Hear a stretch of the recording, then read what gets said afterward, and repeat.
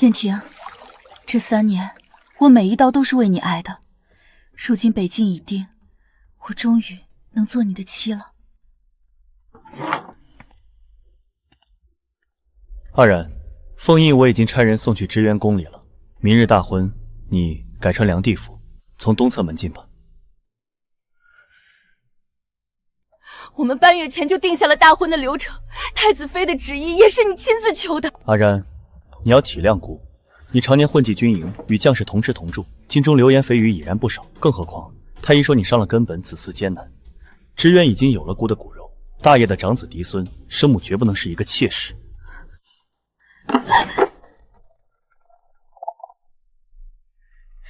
燕婷，这根手指断的时候，你怎么不嫌我名声不好？我为你挡箭堕马的时候，你怎么不嫌我子嗣艰难？支云性子弱，你若占了政位，他母子如何自处？只要你乖乖听话，除了名分，姑什么都能给你。私下里，你我依旧是一生一世一双人。私下里，谢然，没了姑的庇佑，你不过是个满身伤痕、没人要的弃妇。殿下说的对，我确实不该委屈自己。你这是在跟姑置气？他竟然觉得我仅仅是在置气。封印虽然给了支渊，可姑的心从来只装着你一个人。正妃这位关系国本，她只是得个名头，我心里依旧只心悦你一人。你心里？殿下，妾身听闻谢将军凯旋，特意熬了安神汤送来。我在战场上见过无数对手，没有一个像他这样，还没开口，眼眶就先红了。谢姐姐，妾身不知道您在，这就走，您别生妾身的气。支援臣子重，受不得惊吓。阿山，你是带兵的人，不至于和一个孕妇计较。他现在的姿态和3年前他挡在我身前一模一样，如今同样的姿势用来防我。谢姐姐，都是妾身的错，若不是妾身有了殿下的骨肉，太子妃的位置本该是姐姐的。姐姐要是咽不下这口气，妾身这就去求殿下收回成命。你有孕在身，跪什么跪？听话，收起你军营里的脾气。支援出身清流，他性子柔弱，如今他还怀着大约的皇孙，你作为东宫旧人，该有容人的量。东宫旧人，我在边关顶着风沙，吃着干粮，这些年拿命替他挡道，最后换来这4个字。阿然，姑给你3日想清楚，3日后你若还不肯，姑就去求父皇收回梁地册封你回边关继续当你的将军。可姑提醒你，你一个女子领兵，没有东宫的庇护，朝中御史的折子够让你受的，但姑也不会为了任何人动摇果真。我的旧侍女秋舞不在，昨夜她被调去了支渊的院子，说是太子妃身边缺个伺候的人手。断指已经被萧燕婷带走了，她说放在我这里触景伤情。姐姐，殿下让妾身来送炭，姐姐的住处冷清，妾身让人添几盆炭火来。对了，昨夜殿下在妾身院中说起姐姐的旧伤，心疼的一宿没合眼。他故意的。殿下对姐姐是真上心，妾身虽有了名分，可殿下的心在谁那里，妾身比谁都清楚。那镯子我认得，是萧燕婷重金买来的，她原说好等我凯旋那天亲手给我戴上。姐姐别误会，殿下说这镯子衬妾身肤色，妾身推了好几次，你戴着就是。对了，姐姐，殿下说您那匹战马性子太烈，上回在院子里私教把妾身吓住了，已经让马房牵去城外了。殿下怕妾身再受惊，特意叮嘱过，让姐姐骑马去演武场就好，别再把战马牵回东宫了。那匹马被灌了药汤，听说是前蹄的筋被挑了。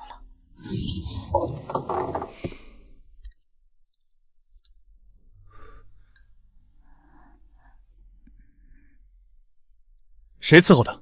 怎么连地笼和银骨炭都没有？梁帝身上有旧伤，见不得风。你们若连地笼都烧不暖，明日全去慎刑司领板子。3年前他被困敌营，我单骑闯阵，杀到他面前时，敌将一刀削断了我的手指。我萧燕婷对天起誓，此生若负谢然，愿赤夺皇姓，万箭穿心，受尽天地共击之苦。殿下，太子妃说肚子疼，疼得站不住了，太医已经赶过去了。阿然，我的手还没包完。支援身子重，太医说他有滑胎的迹象，你这手伤是旧疾，养养便好。姑晚些再来看你。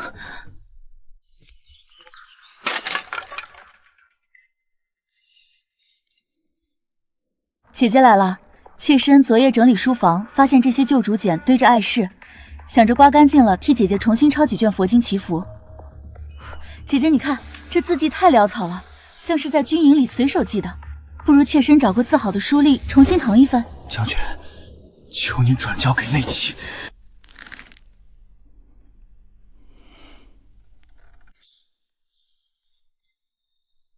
姐姐别生气，都怪妾身笨，不懂军中规矩。姐姐你眼睛好吓人，妾身害怕。殿下说过不许吓唬妾身的。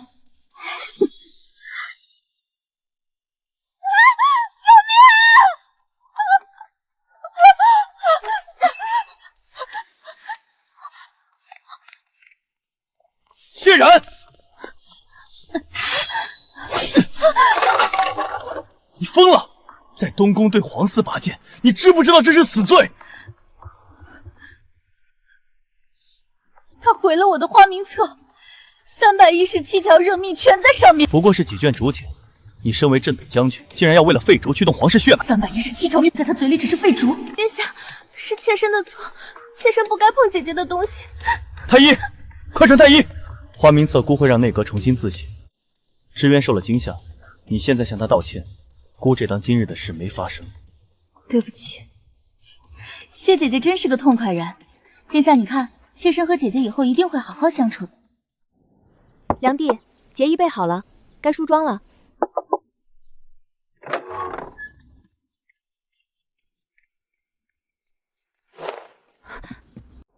将军，弟兄们都在城外了。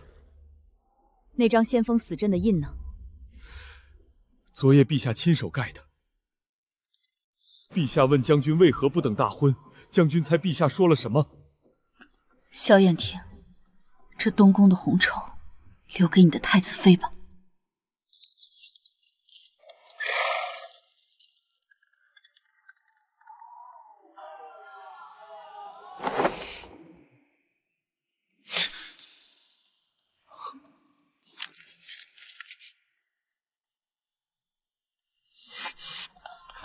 殿下，谢将军，金城卯时已领了先锋死阵印，率死士出城了。他说他此生不再回头。传孤军令，封锁城门，调东宫亲卫追。将军，殿下派了3队骑兵追出来了。告诉他，谢冉已死，追上来的当敌军处置。将军，东宫又送东西来了。到北京的第7天，这是萧燕婷送来的第11件东西。她送了狐裘大淌，送了伤药，接着是暖玉护腕和我在东宫用惯的茶具。她还写了6封信。这回送的什么？一匹白马，太子殿下亲自选的，说是赔给将军的。赵括终究是没扛住，把第6封收了。霜雪的前蹄筋被挑断那天，我不在场，是旧部偷偷递了消息。那匹跟我出生入死5年的战马，现在只能瘸着腿关在马场，走路打晃。他送一匹相似的马，以此抵偿。交一份誊抄的花名册，以此偿还几百条命。萧燕婷，你真狠！退回去。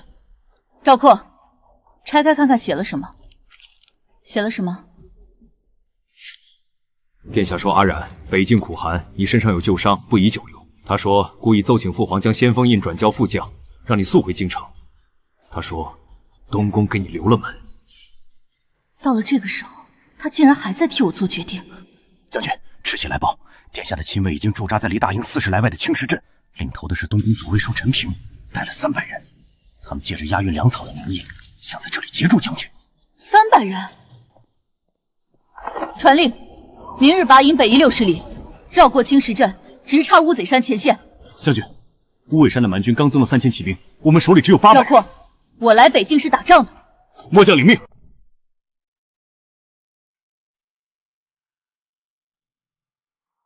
赵括，青石镇的粮草一粒也不许接。从今日起，谢家军的补给自己抽。将军，我们的军粮只够7日了。那就在这7日内拿下乌井山。谢将军，您不能这样，殿下是太子啊！殿下让末将带话阿冉，孤错了。花名册孤已从内阁调了原档重新纸刻，阵亡将士的抚恤银2会翻倍发放。赵七校尉的妻子，孤已安排入京安置。还有这个，殿下让末将亲手交给将军。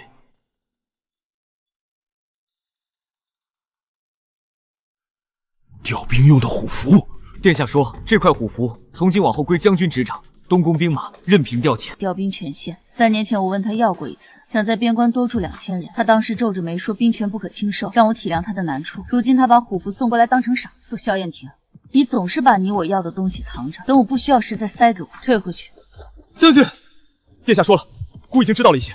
霜雪的事是马房的奴才擅自做的，孤已将他们杖毙。霜雪正在请兽医调养。阿然，回来吧，孤这次一定给你一个交代。回去告诉你家殿下，我的花名册无法用邓超的竹简代替，赵七的命也换不来翻倍的抚恤金。他说知道了部分真相，说明还有很多事被瞒着。等他查清了全幕，自然没脸面来找我。带着虎符回去。谢冉如今领的是先锋司真印，听从陛下的旨意，东宫的令行不通。将军，您那句等他查清了全貌是什么意思？支渊可不只是看上了太子妃的位置。将军的意思是？赵括，你还记得3年前北蛮精准袭击后方粮仓的事吗？当时北境就有的3道防线布防图，只有我见过，萧燕婷也看过。他身边保管军函的进士同样过目了。那个进士姓什么？姓刘。支渊的母家也姓刘。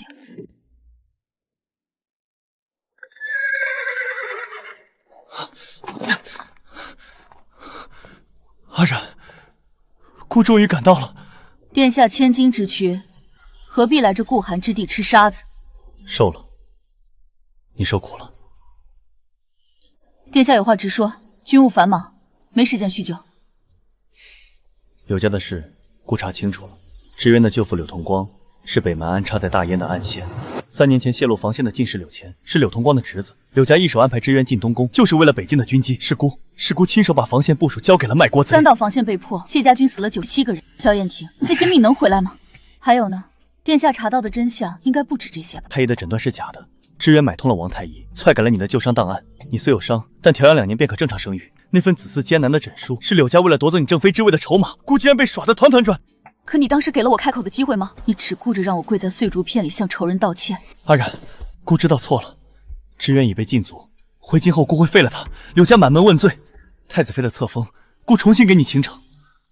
殿下，你来之前去看过霜雪吗？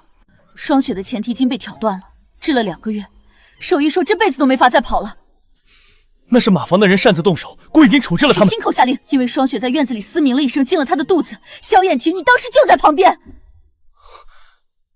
殿下，这畜生叫的妾身心慌，肚子好疼。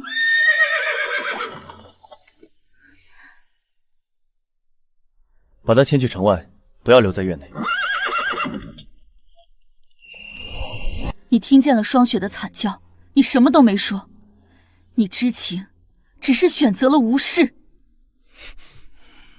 殿下，我没有要回去的地方，东宫那道偏门，我这辈子都不会再进。阿然，你要孤怎么做才肯回来？孤可以把命给你。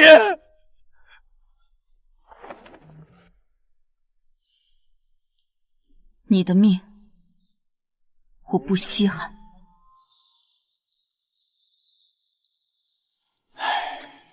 殿下，回吧。孤欠他的，战一辈子也还不清。孤想明白了，你说的对，孤一直坚信你不会离开，所以才敢肆无忌惮的让你忍受委屈。萧燕婷，你跪在这里，跟当初送虎符、送白马没有区别。你在用另一种方式替我做决定。孤只是想让你看到孤的悔意。你觉得你跪了，你展现了痛苦，我就应该原谅你？可你问过我还要不要你的道歉吗？你废了支渊，追究柳家，这些事关污国本，就算没有我，你查清真相也会做。你这样做，是为了保全你作为储君的英名，不是为了我。不是的，阿然，孤是真的爱你。爱？你让我从偏门出嫁，你觉得记载300多条命的名单是废竹？你逼着我跪在碎竹片里向仇人道歉。萧燕婷，你的爱太廉价了，回去吧。你跪在这里会动摇军心。你是太子，不是来赎罪的犯人。那你呢？你什么时候回京？我不回去了，死在这里，也不回去。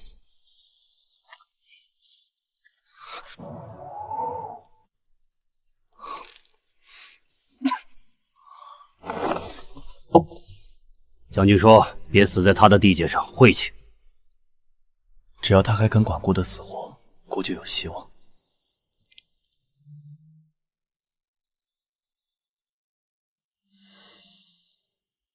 阿然，姑会守在这里，直到你肯回头看姑一眼。赤手报，北蛮残部集结5000骑兵，正往乌嘴山急行军。我们只有800人，硬拼没有胜算。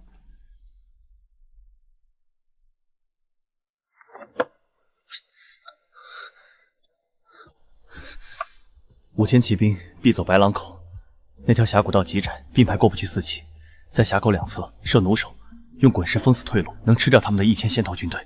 姑翻了你近期的斥候记录，白狼口往东的草场前几日被烧过，大股骑兵需要草补给，他们没得选。你怎么知道他们走白狼口？赵括，给他一把刀。既然想帮忙，就别死在战场上。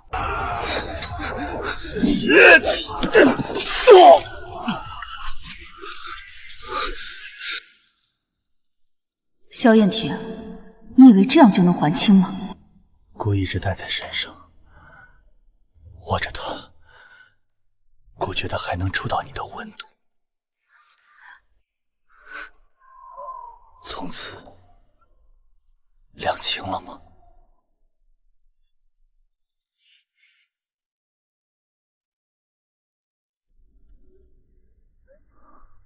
殿下，您何苦如此？您是储君，这双手是要拿玉玺的，为了一个女人，连身体都不顾了，值得吗？值得。陈平，她不是普通的女人，她是姑弄丢的命，命都没了，还要这手做什么？殿下，京城传来消息，陛下对您迟迟不归已经大怒，柳家余孽还在暗处盯着，您若再不回去，这太子之位恐怕就要易主了。位子丢了可以再夺，阿然丢了就真的没了。将军，殿下还没走，他昨夜拖着伤在白狼口守了一宿，他在那儿立了个碑，亲手刻了那97个兄弟的名字。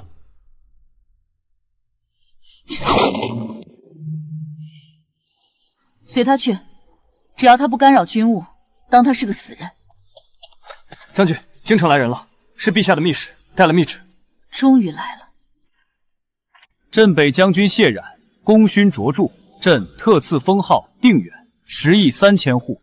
北境6州军政之权归其统辖，不必入京述职，亦不归东宫辖制。臣谢主隆恩。谢将军，陛下还有口谕，太子的折子被驳回了。什么折子？太子连上7道折子，求废之愿，求重立将军为正妃。陛下只说了4个字，他不愿意。6州之主，阿山，你终于自由了。是，从今天起，我不再是东宫的良弟，也不是谁的旧人，我是大业的定远将军。支援的事姑会处理干净，柳家满门抄斩，他也会得到应有的萧燕婷，如今你跪在泥里，废了双膝，断了手指，这便是你的因果。姑受着，只要你还在北京，姑就守在京城，为你挡下所有的明枪暗箭。随你。阿然，山河两清，但我永远无法与你两清。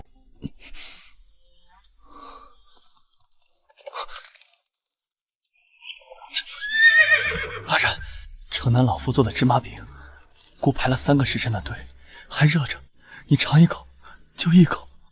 殿下排了3个时辰，那这饼上是不是装满了殿下的龙气？赵括，弟兄们手边辛苦，这饼赏给最下等的马奴，别浪费了陛下的心意。诺。阿然，纸鸢废了，柳家没了，姑把欠你的公道都讨回来了。公道？萧燕婷，你杀了一个知渊，能让双雪的腿接回去吗？能让那317个兄弟从土里爬出来吗？你的公道是用来感动你自己的，而我的公道，早在3年前那场大雪里就被你亲手埋了。驾！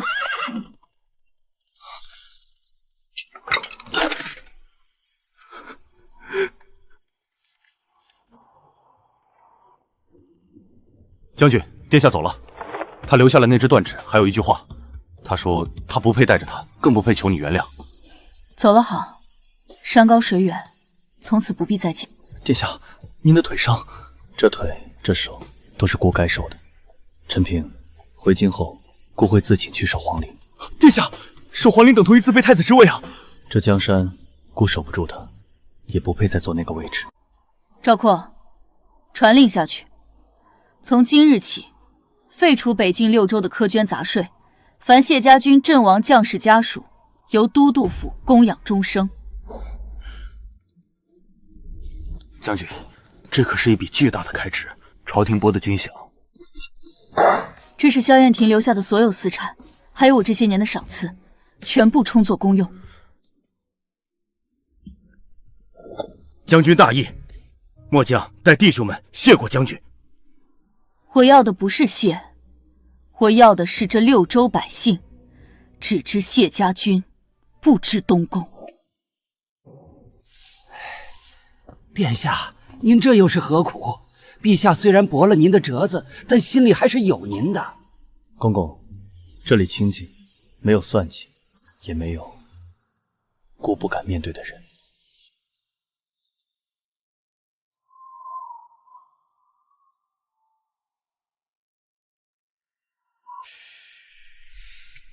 阿然，姑不敢见你。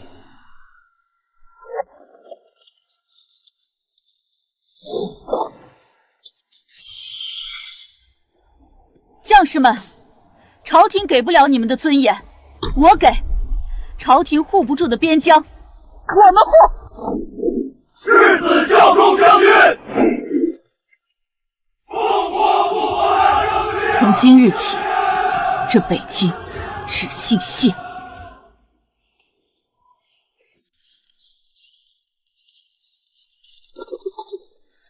保护将军！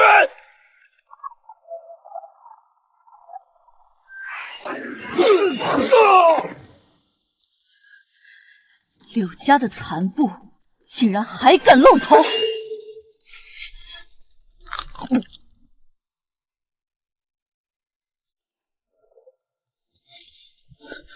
将军，这是东宫亲卫的令牌。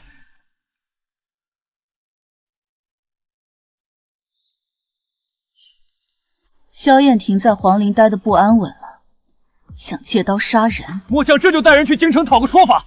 他一边装深情，一边派人刺杀，简直虚伪至极。不对，这令牌是真的，但刺客的招式是北蛮的路子。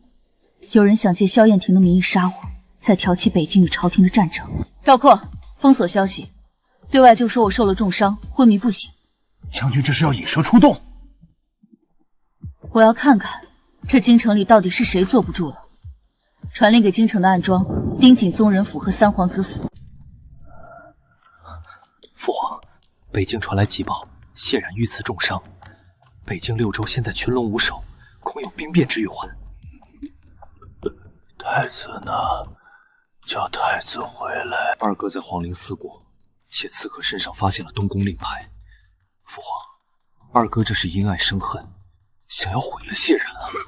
逆子，逆子！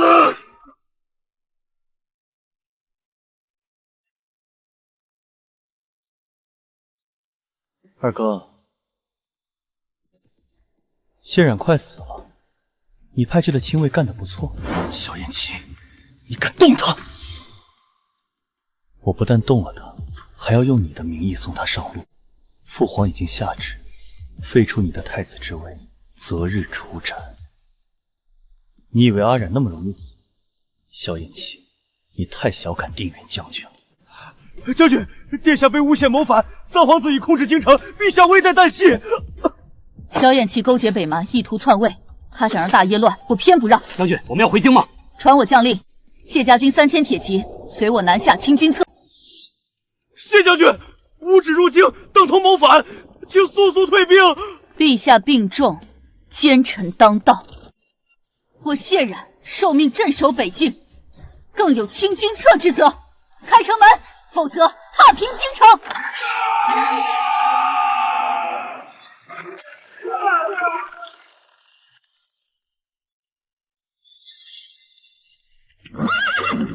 谢冉，你竟敢带兵逼宫！萧燕琪，柳家的余孽在哪儿？北蛮的勾结信函在哪儿？你在胡说什么？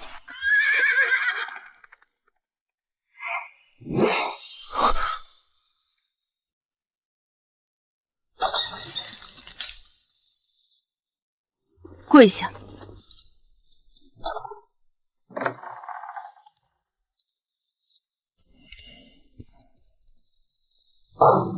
三皇子勾结北邙刺杀主将，伪造令牌，证据确凿，谁有异议？去，把萧燕婷带上来。阿冉，谢冉，你救他也没用，他为了你废了双腿，他是个残废，他根本不配当皇帝。他不配，难道你这个卖国贼配？令牌是3年前支渊从我书房偷走的。萧燕琪利用柳家的残物，一直潜伏在暗处。阿冉，对不起，又是因为姑让你身陷险境。谢冉，朕老了，看错了人，这江山，朕想托付给你。陛下，臣是将军，不是政客，北境才是臣的归宿。那这逆子，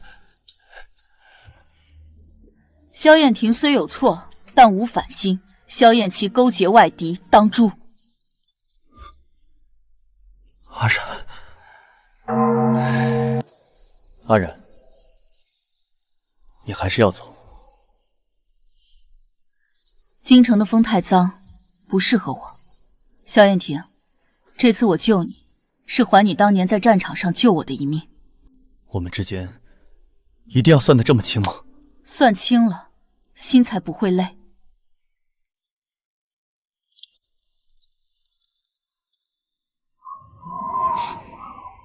阿冉，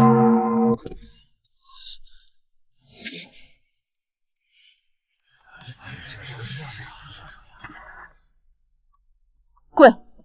万岁！万岁！万万岁！传旨，镇北将军谢冉，清君侧定乾坤，封镇国定远王，统领北境6州，见君不跪，先斩后奏，赐9龙金令，如朕亲临。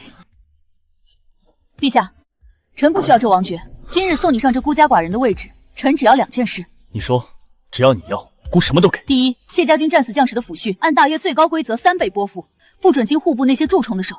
准。第二，臣要带走东宫偏殿那套被你藏起来的带血的旧征衣。阿冉姑已登基，后位虚选，姑再不提什么偏门什么侧妃，你若肯留下，姑愿用余生跪在你面前赎罪。陛下，有些错跪穿了膝盖也是还不了的。臣救你是还当年的命，臣入京是报兄弟的仇，如今仇报了，命轻了，你我之间早已空无一物。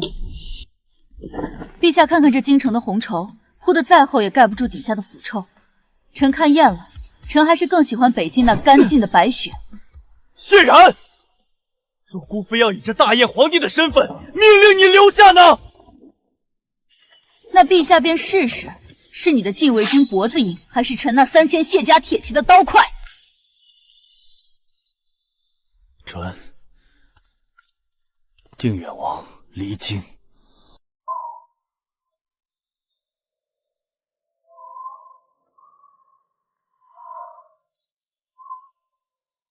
下，你已经站了1夜了，您的腿上受不得寒。太医说，若再动下去，这条腿就真的废了。废了便废了，陈凭你说，他离京时会回头看一眼吗？哪怕只是一眼。将军，陛下在城楼上站了1整夜。北境的将士还在等我们。赵括，传令出发。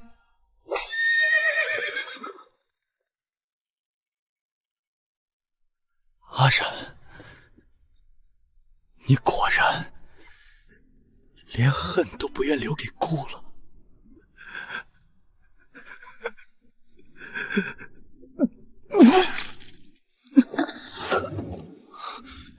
陛下，快传太医！陛下，将军，您入京这段日子，朝廷派来的监军王德以战事平息、缩减开支为由，克扣了整整5成军粮。王德仁呢？在主帐吃羊肉火锅。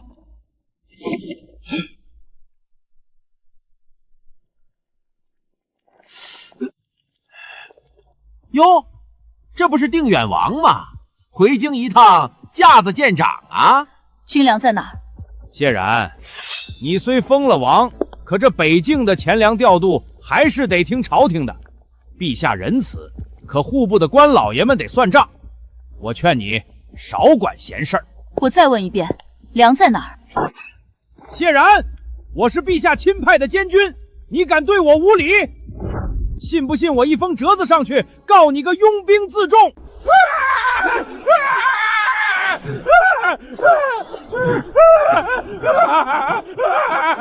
谢然，你疯了！杀监军等同谋反，陛下不会放过你的！将士们，你们在前方流血，有人在后方喝你们的水。今日我谢然便教教这位监军北境的规矩。北境6州只知谢家军，不知京城。定远王万岁！谢家军万岁！陛下，谢然厮杀监军，那是朝廷命官，更是陛下的脸面。他此举无异于谋反，若不严惩，皇权何在？脸面！王德在北境克扣军粮，让守边将士吃沙子。他在帐子里吃羊肉火锅的时候，可曾想过朕的脸面？可即便有罪，也该押解回京审理。谢然竟敢私自处决！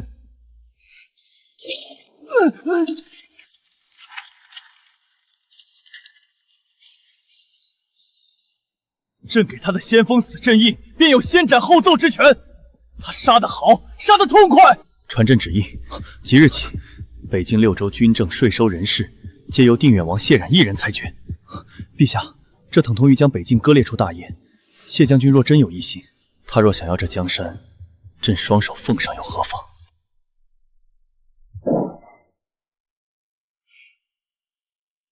告诉户部，北境军饷若再敢迟迟1日，朕便摘了户部尚书的脑袋，挂在城门上。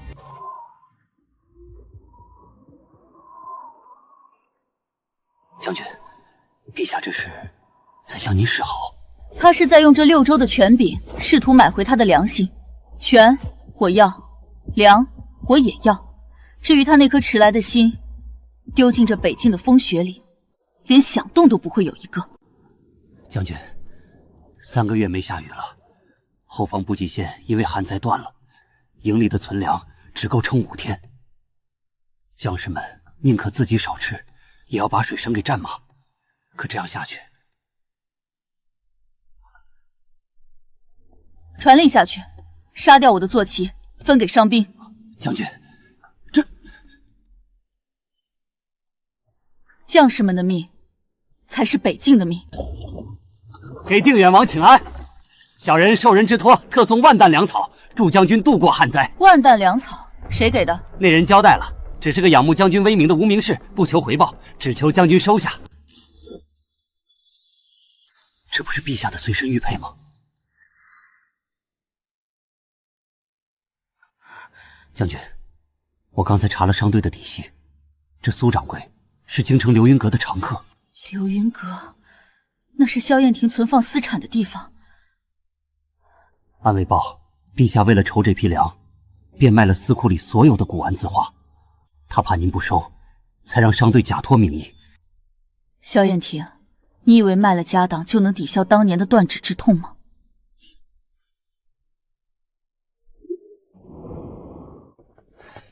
将军，有了这批粮，兄弟们能撑过这个月了。分出一半，装车送回京城。将军，现在是旱灾，兄弟们都快饿得拿不动刀了，你要把粮送回去。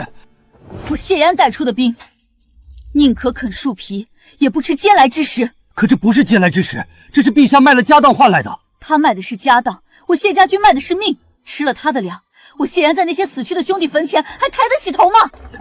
王爷，这小人没法交代啊。把信带给他，告诉他北境的沙子硬，谢家军的骨头更硬。嗟来之食，阿然，你宁愿让将士们挨饿？也不愿受姑半分情分。陛下，那5000担粮草已经运回城外了。苏掌柜说，谢将军连那枚暖玉都扔回了粮堆里。阿然，你以为这是情分，可这只是债。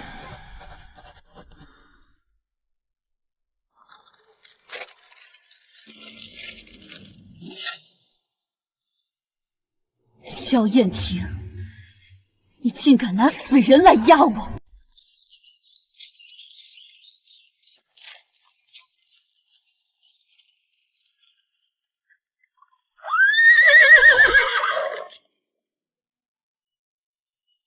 隐蔽！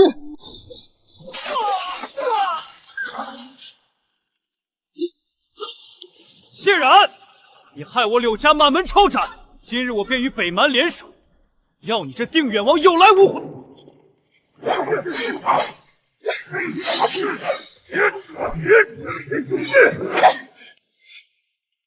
哈哈哈哈哈！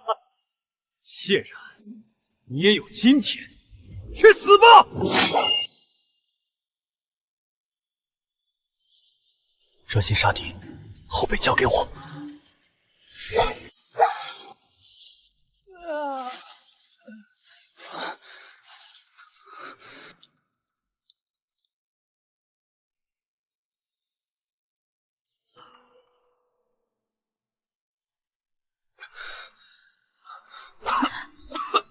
你是谁？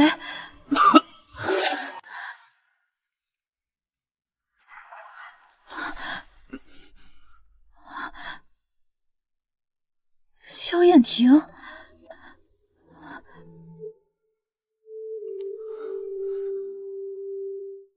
阿然，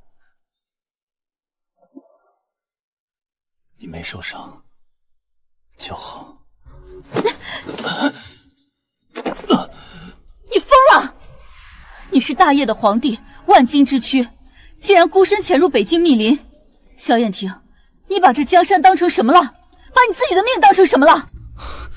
江山若没有你，这江山不过是座巨大的坟墓。姑在京城坐不住，姑闭上眼，全是你在北境受苦的样子。受苦？本王在北境快活得很，倒是陛下这副残躯，怕是连这林子都走不出去。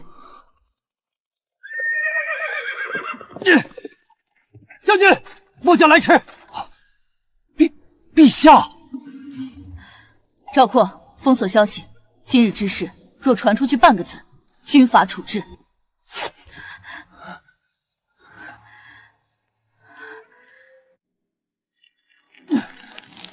萧燕婷，你以为这样舍命救我，我就会原谅你吗？你欠我的，这辈子都还不清。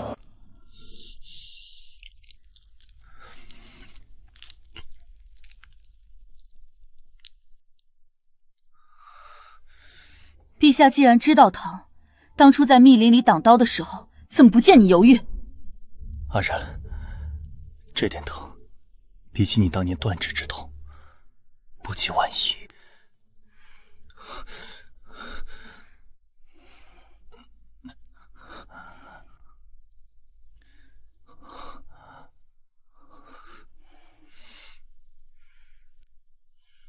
阿然，别赶我走！你是大业的君主，你失踪的消息瞒不了多久。京城那些老臣若是知道你为了一个女人潜入北境，这江山怕是要易主了。这天下若是没有你，孤守着那座空荡荡的皇城，与守灵何异？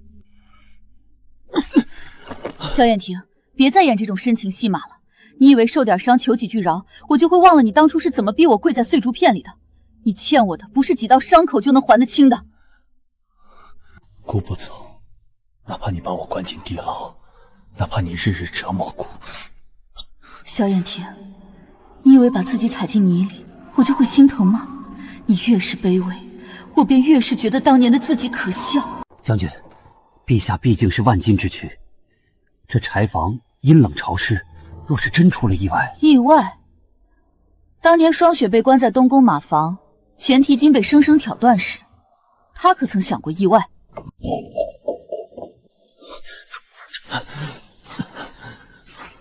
陛下，这柴房的味道比你那金碧辉煌的寝殿如何？挺好，这里离你的主帐近，姑能听见你的马蹄声。萧燕婷，别再装了，你以为我会心软？你知不知道，霜雪死的时候一直在等我回去救她，可她等到的是你的纵容。姑知道，所以姑不求你原谅。阿然，只要你不赶姑走，哪怕让姑在这里待一辈子，姑也认。既然想待着，就别吃白饭。这把剑是当年赵七留下的，被血浸透了，生了锈。你若真想赎罪，就用你的手一点点把它磨干净。哼！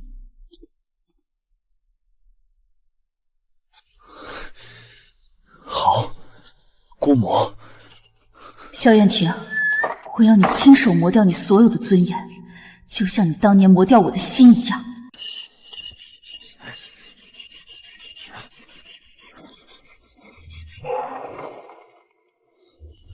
陛下磨得这么认真，是想磨快了剑，好回京去杀那些不听话的臣子吗？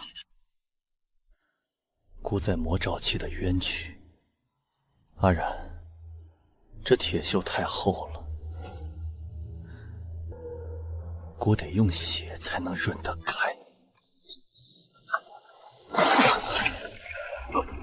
醒了吗？你的血是脏的，只会脏了赵七的剑。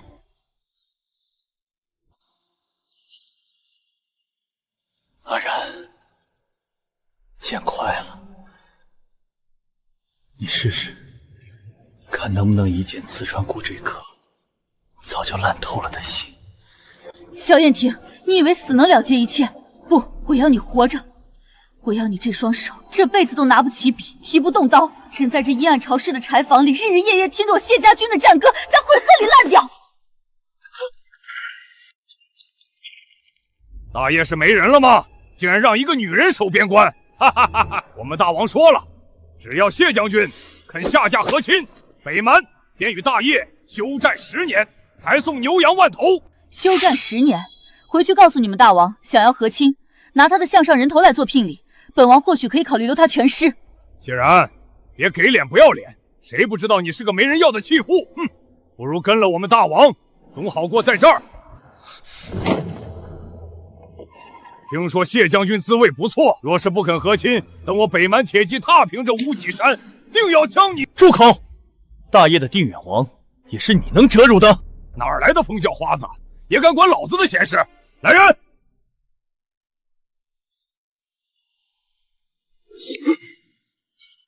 朕在此，谁敢动他？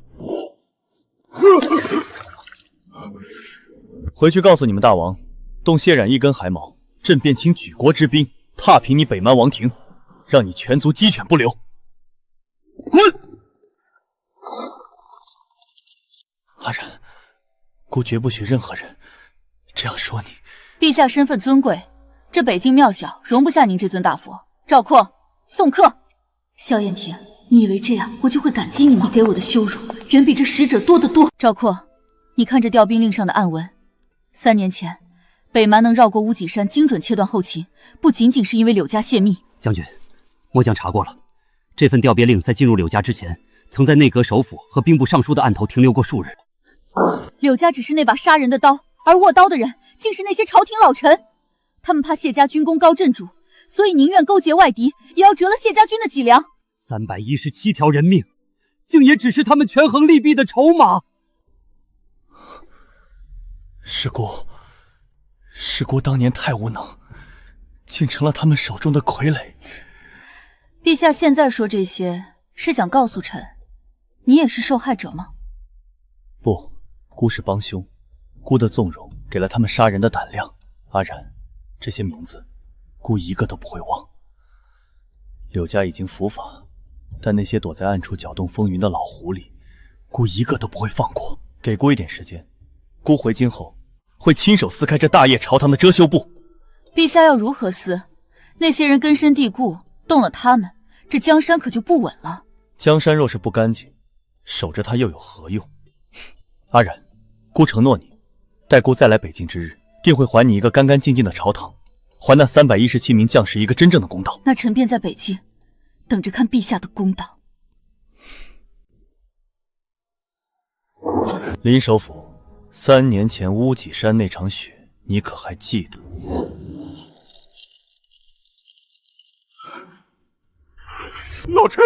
老臣也是为了社稷稳固，谢家军功高震主，若不上将打压，大业危矣。社稷稳固，用317名将士的命去换你的稳固。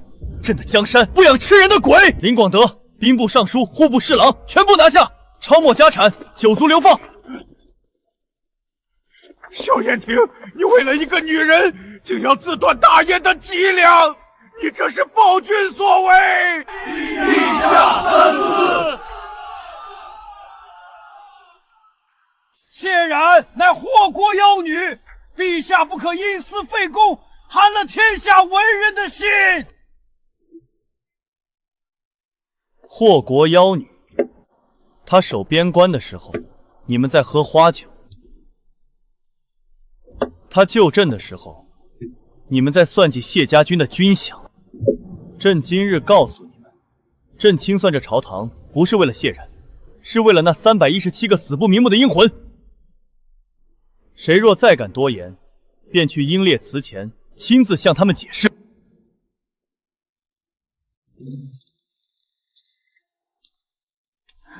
殿下，你来看妾身了。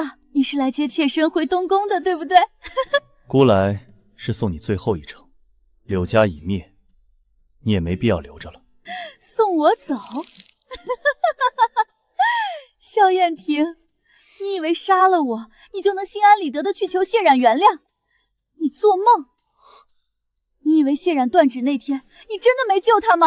那天你写了求救信，命亲卫快马加鞭送往边关，可那封信根本没出京城，是我舅父亲手换成了那封绝情书。说什么？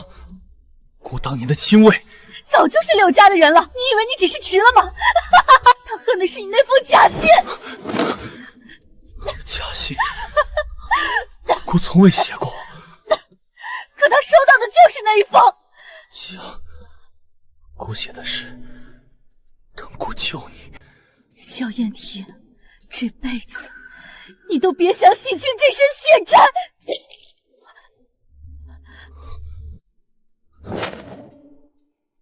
假信，原来这3年的恨，竟是因为一封姑从未写过的信。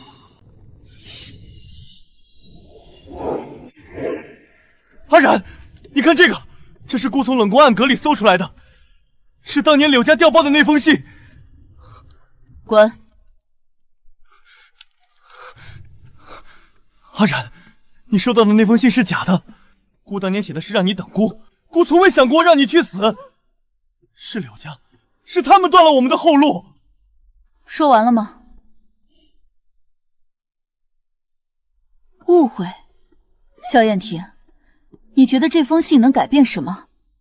是这根断掉的手指能长回来，还是那317名将士能从地底下爬出来？不，真相已经不重要了。萧燕婷，你以为我恨的是那封信吗？我恨的是在生死关头，你竟然给了别人算计我们的机会。你拿着这封信来找我，不是为了还我公道，是为了让你自己心里好受点。你想告诉自己，你没那么坏，你只是被骗了。姑只是想让你知道，姑从未想过伤。伤已经成了，这封信烧了，我的心也早就烧成灰了。萧燕婷，别再拿这些所谓的真相来恶心我。原来连解释的机会姑都不凭。出去。萧燕婷，迟来的深情和真相比草都亲近。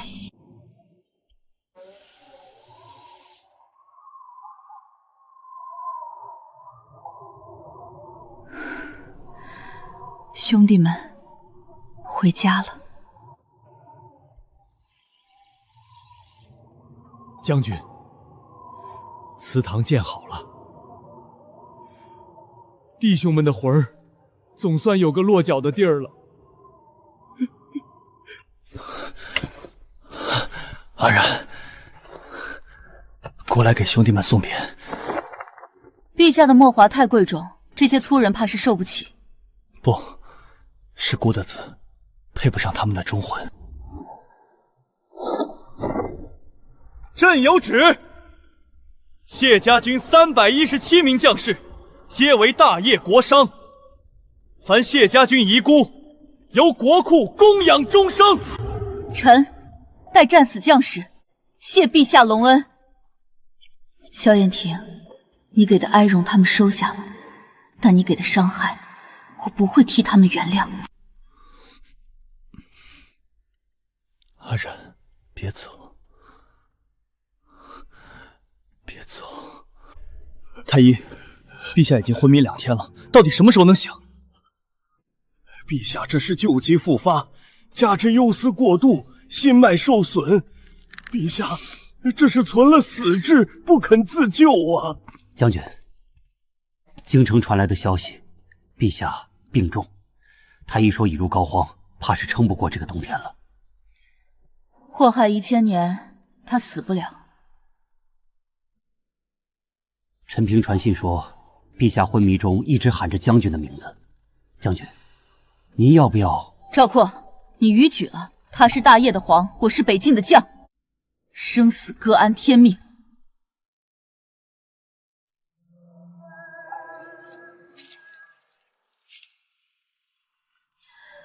萧燕婷，你以为病了死了就能抵消那些债吗？你若真的死了，这世间便再无人知晓我谢然曾那样卑微的爱过一个人。你欠我的公道还没还完，谁准你死的？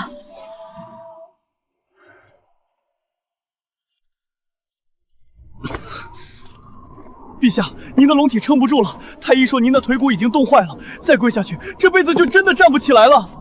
站不起来便站不起来吧，顾这双腿本就是欠他的。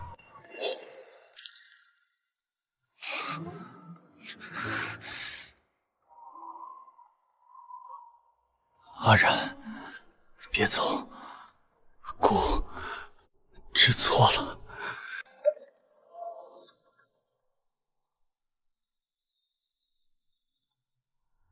陛下这是演哪出戏？想死在北境，好让天下人骂我谢冉逼死君王，背上千古骂名吗？阿然，你终于肯见姑了，姑只想求你陪姑过一个除夕，就一个，哪怕过完除夕，你要姑的命，姑也亲手递到。赵括，把他拖进来，别让他死在门口，晦气。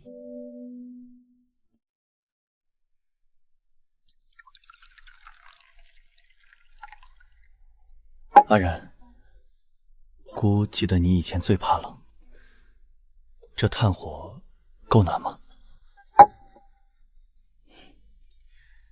陛下忘了，臣在北境守了3年，最不怕的就是冷。倒是陛下，这双腿怕是再也暖不回来了。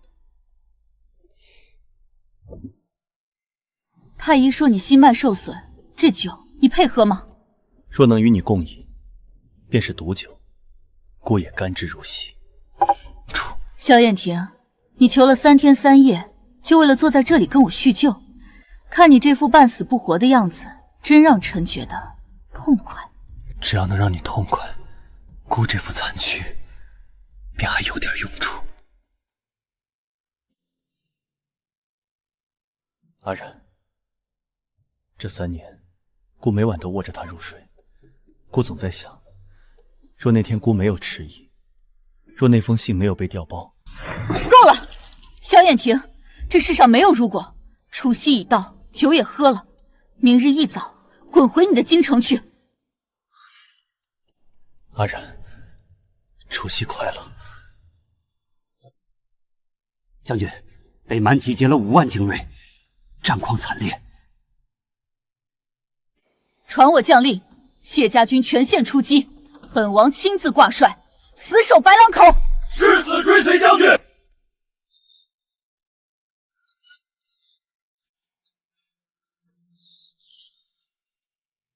阿然，让姑随军。陛下是嫌命长，臣可没工夫保护一个残废。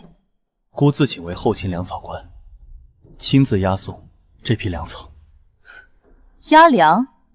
陛下可知押粮官要风餐露宿？你这双腿走得动吗？姑知道，当年谢家军因为粮草断绝而惨死，那是姑一辈子的债。只要姑还有一口气，绝不让3年前的悲剧重演。既然陛下想吃这份苦，臣便成全你。若粮草迟到半刻，臣照样按军法处置，绝不姑息。出发！阿然，这次姑定会守住你的后背。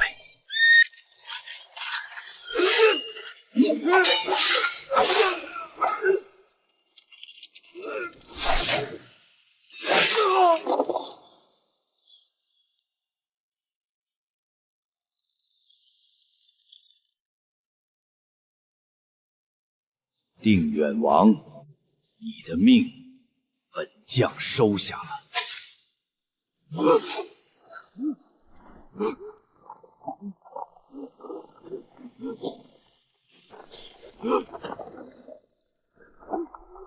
阿然，躲开！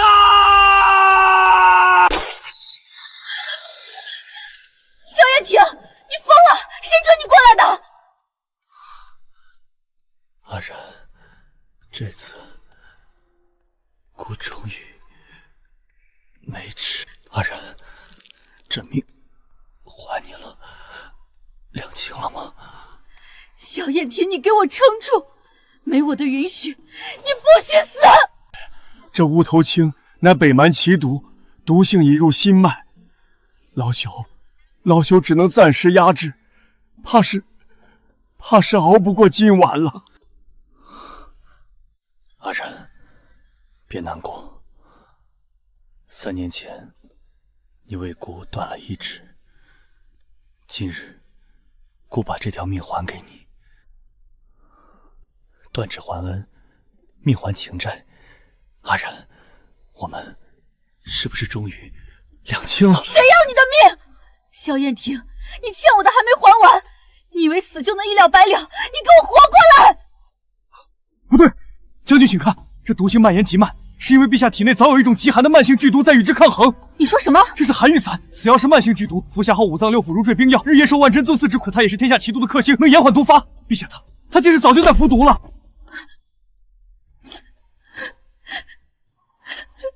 萧炎庭，你这个疯子，谁准你自作主张的？你活过来，我还没原谅你，你活过来啊！既然寒玉散能克制乌头青，那便加大药量，只要能保住他的命，什么代价本王都付得起。将军不可，寒玉散本就是慢性剧毒，陛下先前为了替您试毒，已服用了数月，心脉早已千疮百孔，若再加大量，即便解了乌头青，陛下也会因脏腑冻结而死啊！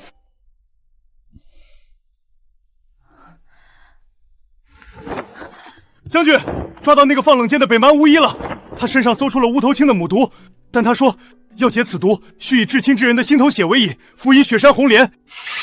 至亲之人，他在这世上已无至亲，唯有我这个恨他入骨的仇人。将军，你是北境的主帅，万万不可自残身体。他的命是为我丢的，这血理应由我来还。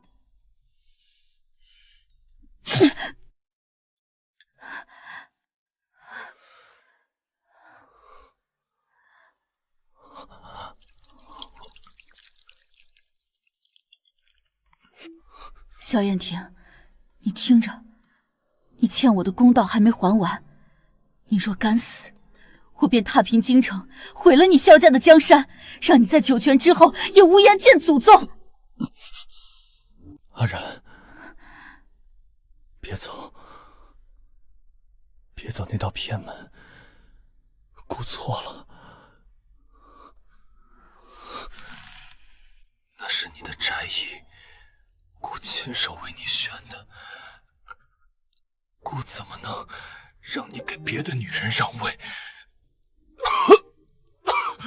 阿然，姑后悔了。断指，好疼。阿然，姑替你疼好不好？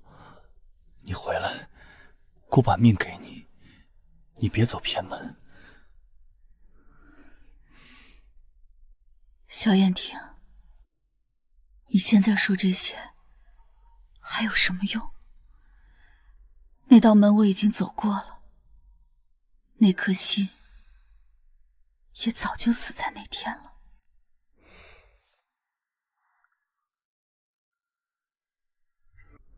别醒，这一定是梦。梦里阿染才会在姑身边，梦里他才不会用那种恨之入骨的眼神看着姑。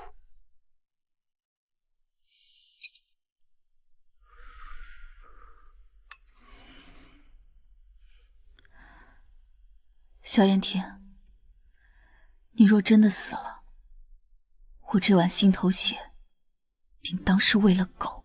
醒了就别装死，陛下这演技在京城骗骗那些老臣也就罢了，在本王面前不觉得可笑吗？阿染，姑以为只要不睁眼，你就能多留一会儿。药在这里，爱喝不喝。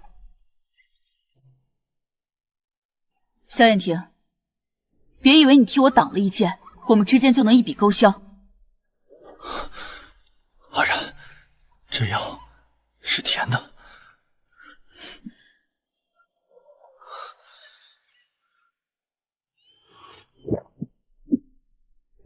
太医说你伤了心脉，不宜操劳，这些琐事交给赵括便好。赵括擅长冲锋陷阵，但这统筹调度与京城户部周旋的弯绕，他应付不来。阿染，姑虽废了半条命，但这脑子还算好用。北蛮虽退，但乌脊山一带的防线损毁严重，朝廷拨的修缮银奖被层层盘剥，到北境时已不足30%。林家虽倒，但朝中裙带关系错综复杂。阿染，你以定远王的名义写一封催款信，姑在后面加盖一枚如朕亲临的私意，姑倒要看看谁敢在姑的眼皮子底下动北境的保命钱。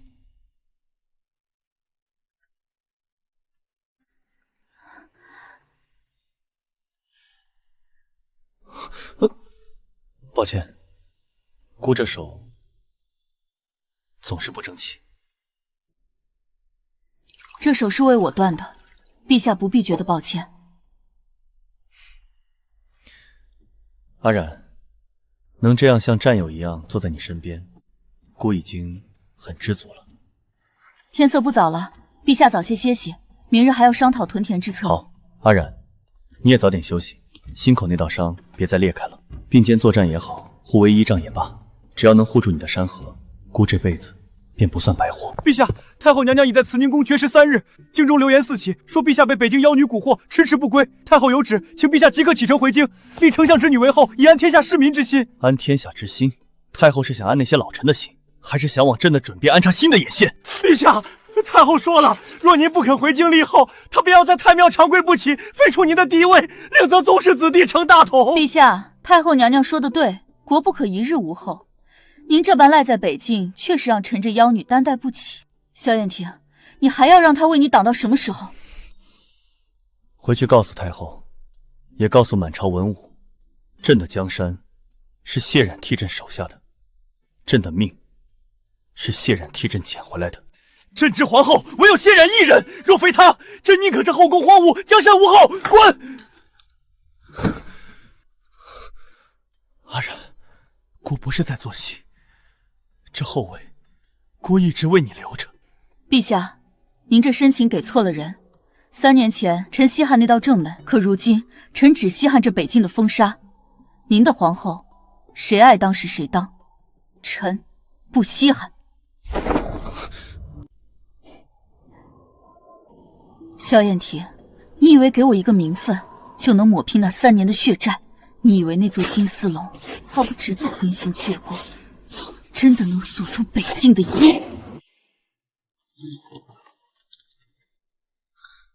阿染，这么晚了，是在给太后回信吗？陛下既然在，便替臣看看。这封信送去慈宁宫，太后娘娘是否能睡个安稳觉？不承恩宠，山河为证。阿爷，忘了我了。阿染，你这是在玩姑的心。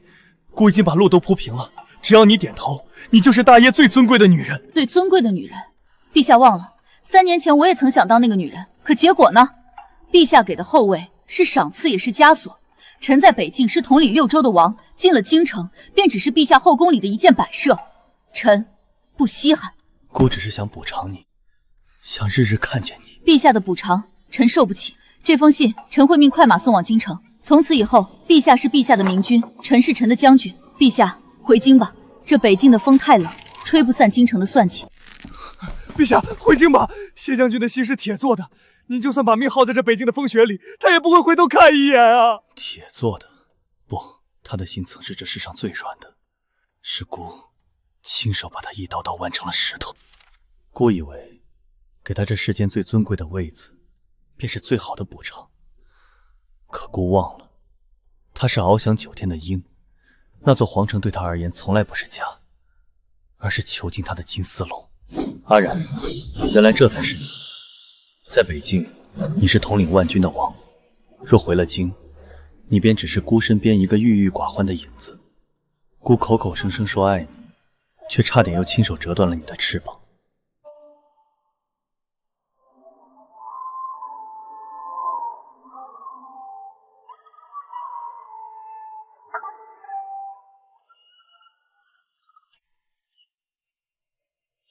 陈平传旨，陛下请讲。定远王谢冉镇守边疆有功，特赐北境自治之权，北境6州赋税国库，人事不经吏部。从此，陛下，这等同于裂土封王，朝中老臣定会死谏。谁敢谏，便让他来这北境吃3年沙子。姑欠他的，这江山赔不起，便还他自由。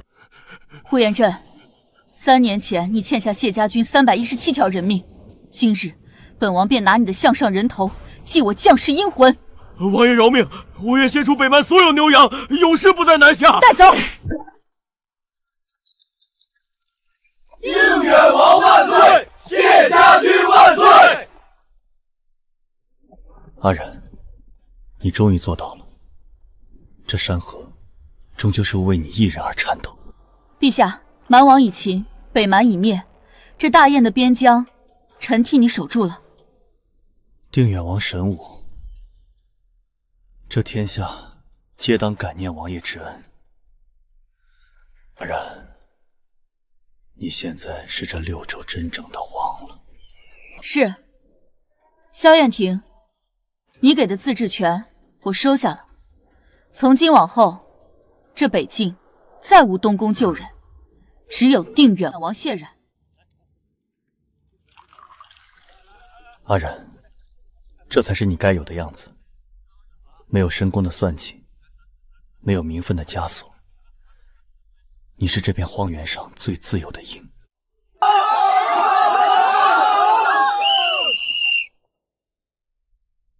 将士们，北蛮已灭，边疆已定。这山河是定远王谢冉带着你们用血肉守下的。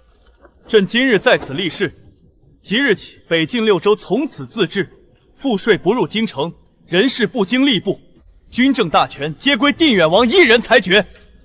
谢冉便是这北境6州真正的王。陛下可知自己在说什么？裂土封王，这是在自断大业的根基。根基？阿然，这江山若没有你，对孤而言不过是满目疮痍。这6州本就是你手下的，孤不过是物归原主。萧燕婷，你以为这样我就会感激你？孤不要你的感激，孤只要你在这片土地上活得像你自己。北境女王。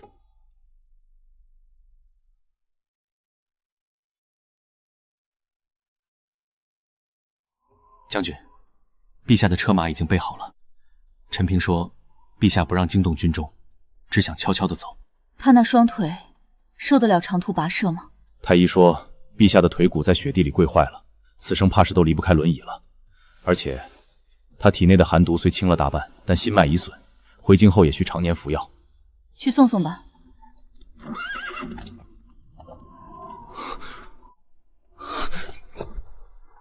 阿然，孤以为你不会来。陛下裂土封王，臣总要来谢恩。谢恩？阿然，孤以前总想把你带回京城，觉得那是对你最好的补偿。可昨晚看着你在火光下喝酒的孤，才发现京城的红墙绿瓦只会让你枯萎，那座皇城对孤而言却是金丝笼，对你而言，孤已经折了1次你的责掌，不能再折第2次。陛下回京后，打算如何向太后和百官交代？孤是皇帝，孤的话就是交代，谁若不服，孤便用这残躯替你挡下所有的明枪暗赞。萧燕婷保重，我送你一程。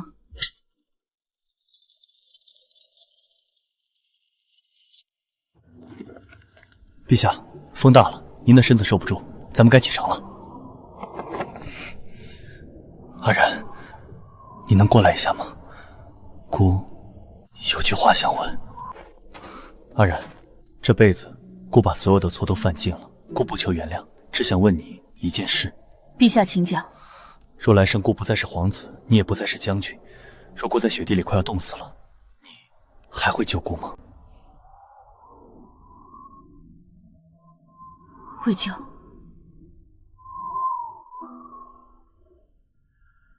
我会救下那个快要冻死的路人，给他一碗热汤，送他一件寒衣，然后我会转身离开，从此山水不相逢。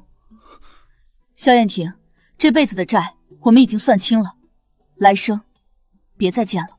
好，听你的，来生姑再也不出现在你面前，再也不去脏了你的眼。陛下，太后在慈宁宫候着，百官也备好了接风宴。接风宴撤了，告诉太后，朕龙体欠安，不见。陛下，北境自治后，6州税收分文不入国库，长此以往，国库空虚，且定远王声望过剩，恐生变乱啊！朕说过，北境之朕给，他要权任何人朕给。谁若再敢议论北境自治，便去大牢里陪林首府。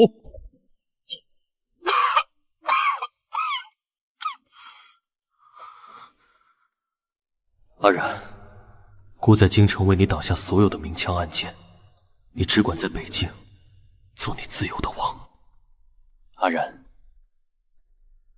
这屋子姑日日让人打扫，炭火也烧得极暖。你若哪天累了，回来看看，姑绝不打扰你。山河已清，姑也守住了这城。阿然，你那里的雪化了吗？王爷，这是自家刚摘的果子，您尝尝。这3年，北境6州的人口翻了1倍，如今这地界比京城还要热闹几分。将军，京城那边，陈平传信说，那位这3年来深居简出，除了处理政务，便一直待在私烟殿。他的身体怕是快熬干了。那是他的命，在这北境，我只看得到百姓的生计，看不到京城的旧梦。小霜雪，你长得真快，和你母亲当年一模一样。走，带你去看看这大好的山河。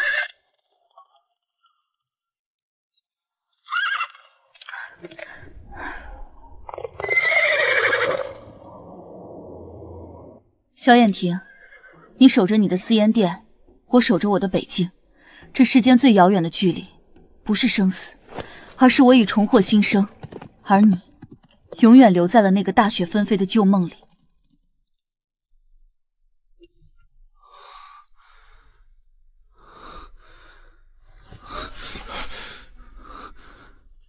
陈平，备马，姑想去北京看看。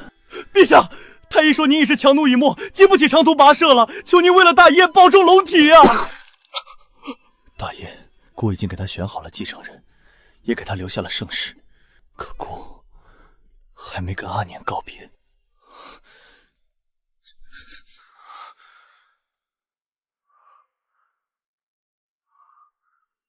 姑不去见他，姑只是想再看他一眼。摇花，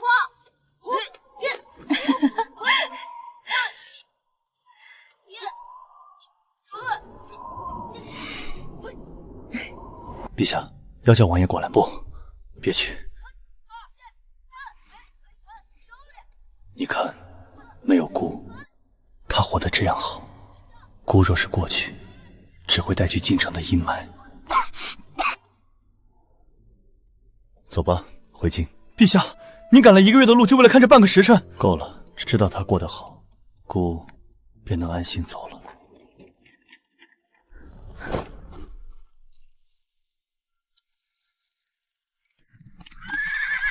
将军，有人越界。是故人。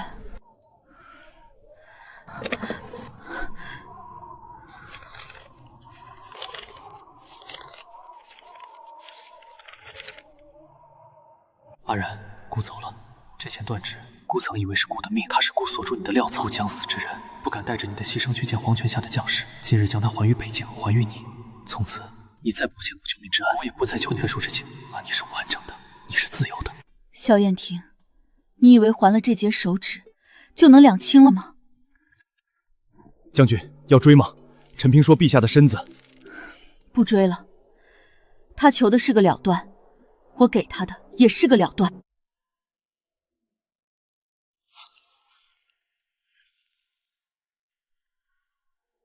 这截手指本就该留在北境，萧燕婷，这辈子我们到此为止了。山河两清，故人长绝。萧燕婷，愿你余生再无阿燕。陈平到哪儿了？回陛下，刚过青石镇，再走2日，便入中原腹地了。阿山，孤把手指还你了，把自由也还你了。你以后再也不用因为救了孤而受苦了。陛下，太医，快传太医！别停，继续走。孤不想死在他的地界上，别让他觉得晦气。陈平，回京后告诉太后，不必为孤立后，也不必葬入皇陵。孤这身子脏，怕惊了祖宗。陛下，您别说了，您会好起来的。阿冉若有来生，孤一定离你远一点，让你平平安安的当你的将军。陛下！陛下！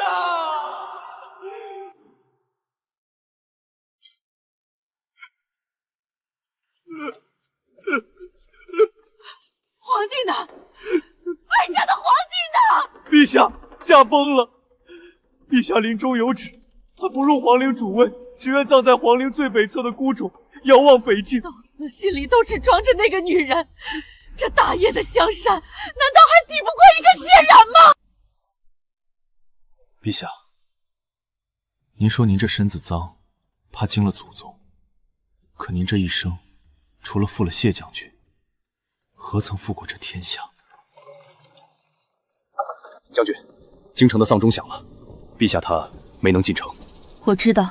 陈平传话，陛下临终前说他把自由还给你了，从此以后，这世间再没人能逼您走那道偏门。萧燕婷，你以为死了就能把债清了吗？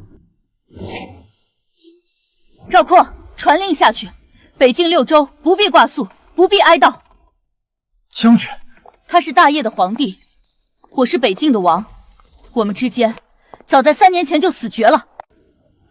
将军，新帝登基，第一道圣旨便是重申北京自治，且下令将思源殿永久封存，任何人不得擅入。京城的事，往后不必再报，那座城与我再无瓜葛。赵七，兄弟们，北蛮灭了，边疆定了，你们手下的这片土，如今开满了花。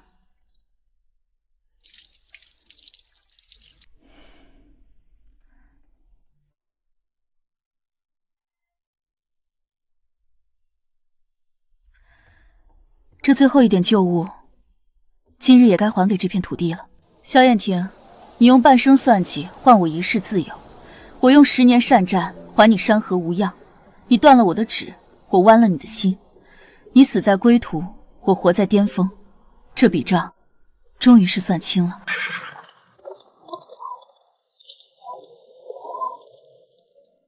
山河两清，故人长绝。